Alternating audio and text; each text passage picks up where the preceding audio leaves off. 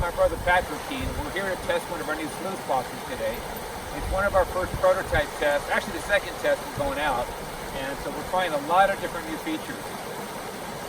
We tried a couple different variations of these screens, and we have one that has a ramp that's built into it that will kind of guide all the material up to the classifier, and we also have the one that's a little bit more open. You know, we've been listening to a lot of people, and we've been taking a lot of suggestions on how we need to do this. We've actually had these screens for quite a while, and we got the height adjustment set just right for the riffles. This is one of our brand new A52s, which has some modifications. All right, one of the main things we're trying to achieve today is, in testing this new Sluice box, we want a Sluice box that requires zero pre-classification and sets it fast and easy. That's why we've got this classifier, the classifier screen, traveling about, a little better than halfway down the Sluice box. The whole goal is you should be able to take a bucket of any kind of bank run material, fill it all the way to the top, and just come up and feed it in at a nice even pace. And this way you're going to be able to move more material in a shorter period of time. Let's face it, part of the name of the game is the more material you move, the more gold you're going to find. All right, so let's talk about, go and show them the legs. Yeah, this is a new leg design, which is pretty interesting because it uses one of our special pull pins to adjust the sluice leg. And then we can just adjust this to any pitch we want, any angle. Run it a little forward. And then you got the wing nut. Okay, look up that. Adjust the leg down. Okay, just like so. And it makes it really compact, so we can just about adjust it for any type of situation. And I think we're about ready to put it in the stream and see how it works. Yeah, look up that. The two different screens that we're using today, they're both the same size. Just one has a ramp, one doesn't. We're trying to get some feedback from testing it out and see what's going to work best for us. And I think we're ready to put it in the screen. One more thing on the Sluice box that I find really unique is that it's completely adjustable. As Pat just said, you can pull your pins out, you can articulate the leg any position you want, and then you can also use it to go up and down very easily. Keene sluices have been the staple for miners for many years. There are hundreds of thousands of these sluices out there.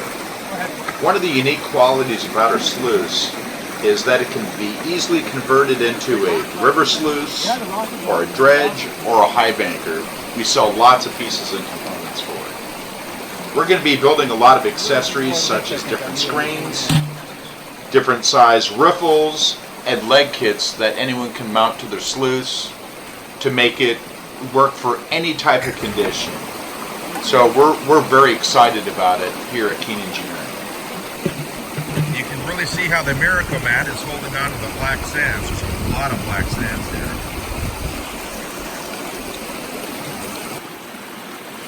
You can see this in the camera. The green mat's loaded with heavy black sands already, and the back wheels seem to be working pretty good. Yeah, they are. They're really working good. Okay, I'm using a new shovel here.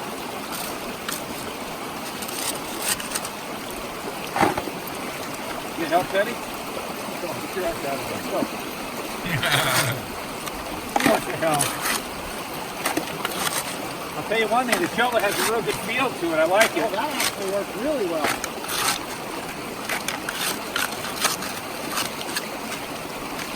The nice thing, if you want power, you grab it like that, you push like this.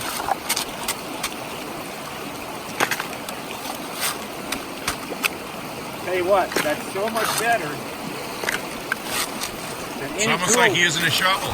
Yeah, but you don't have to play with it. It's easy. One tool. If you want to dig out cracks and crevices,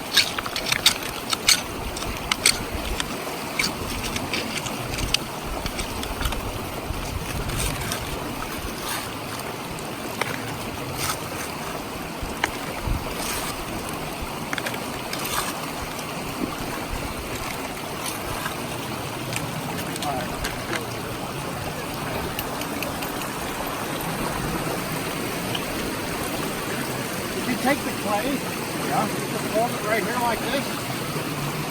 slide out and go right through there. Good idea.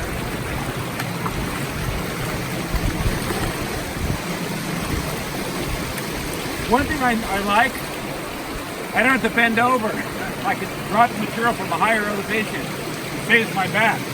Just a little closer view now that I've been using it. You can see I have a stainless steel tip on the back side, so I can really get in there and dig, and even in abrasive conditions, the tip should hold up. Also, the tip is replaceable too. Eventually, we may have a couple different types of styles of tips, but for liability reasons, we want to keep it kind of on the mellow side for the moment.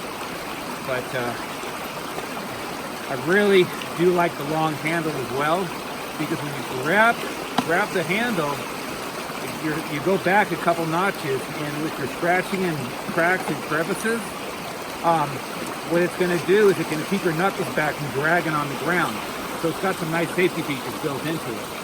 Also, because it's got a pretty robust tip on it, when you grab with two hands and you pound it into the ground, it's got a really nice, comfortable palm pad right here. Also, because again, back to the robust tip, we can cut through weeds and roots and stuff like this. Watch this. If I want to cut through the roots here, I can take it, pound through it. You just slice it through the roots.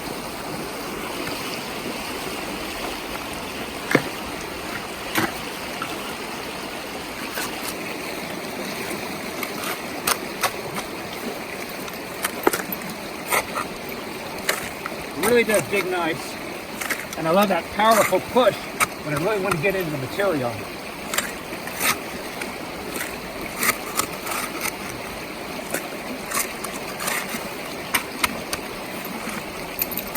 That double grip, an amazing difference.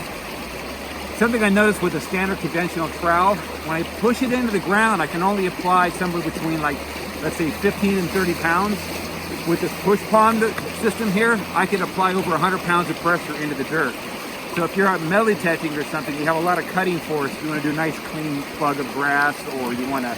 It'd work really good for grass at the park also. It'd be awesome, and it'd be clean too. It's just about the right size for a plug you want to cut out also.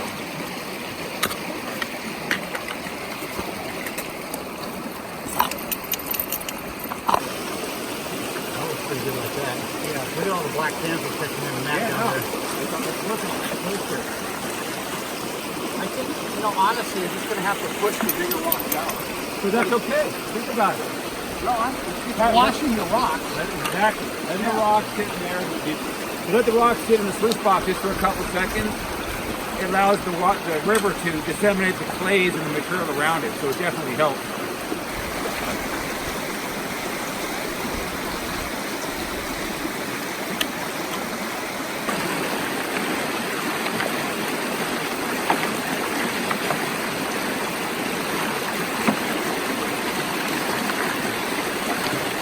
Rock is doing a great job.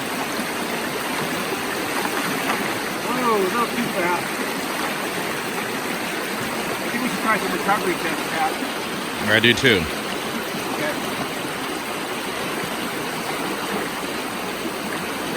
Okay. Get to the shore. Let's just take it out of the water when you drop. I just grab the front one there.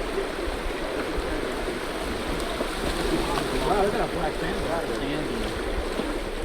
Okay. Now we can just set the pan down there. It's really worse than I thought. But that's what we're out here testing it. Learn something every day. It's not that easy, man.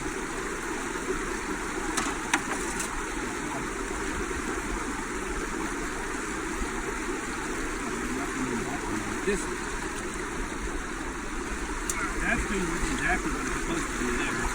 Yeah, that's working good. It's holding on to a lot of black sands. sands. Until I took my bucket to it too heavy. So that, I think it's still, yeah, I know, it's not going to blow it out. Alright, so for a quick cleanup,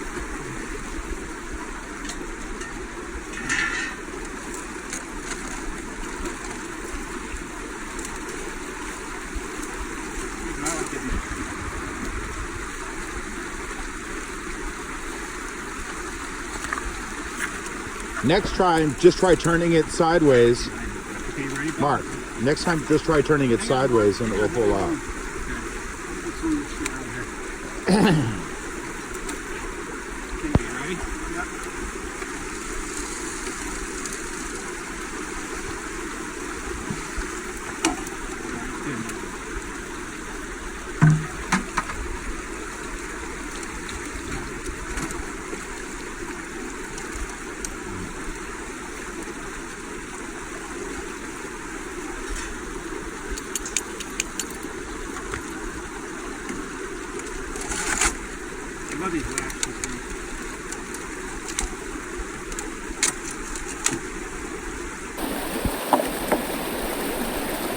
Feed it on the ramp.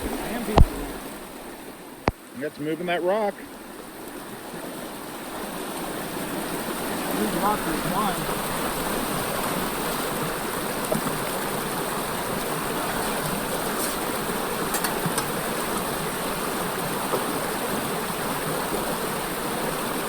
You know, maybe you should try a ramp screen. The screen's actually working, the ramp's working good. Yeah. Maybe a ramp screen might work. Well, you know, Or we have a variety of screens or something like that. You don't really know if different conditions and require different screens. That's right.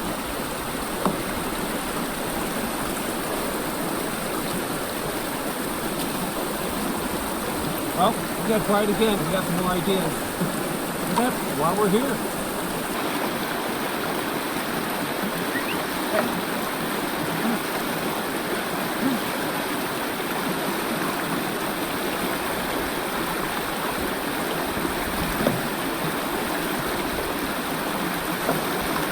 Yeah, it sure beats the hell out of pre-classifying, doesn't it?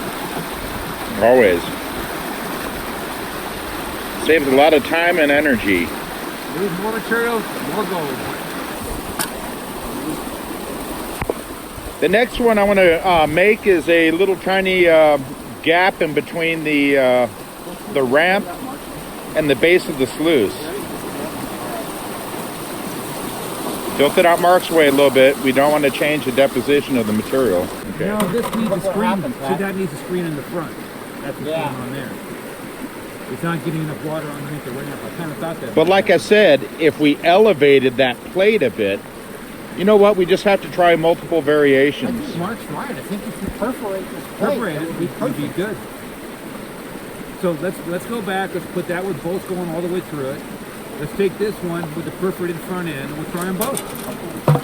Another day, this week. Yeah! You can't hand me the pan over there? You're just going to look at me silly? Yeah, that's too much buildup. In conclusion, this weekend test was a success. We were able to accomplish what we wanted to, process a lot of material very quickly without having to pre-classify the material. This was a really big time saver, and we're really happy with the performance. However, there were some bugs in the system we have to work out, and you can see a couple of the minor changes we're working on for next weekend. You can see here is we've actually taken the front tapered screen from a solid plate to a perforated plate, and we're hoping that's going to keep the underneath the plate a little cleaner than it was in our final cleanup. The next picture shows the solid plate in the front is now secured with a couple latches on the side. Then it transitions into the tapered punch plate into the straight punch plate. So we feel that this might be a good option as well. On this next shot, you can see we've actually relocated the legs a little further apart to give us a little bit better increased stability. So, wish us luck next weekend. We'll check back with us then. Bye.